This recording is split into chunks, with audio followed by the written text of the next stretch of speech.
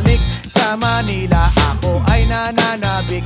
Mabaliw-baliw ako sa kanyang mga halik.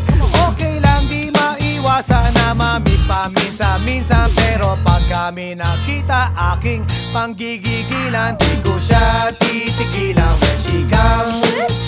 Di ko siya titigilan when she comes.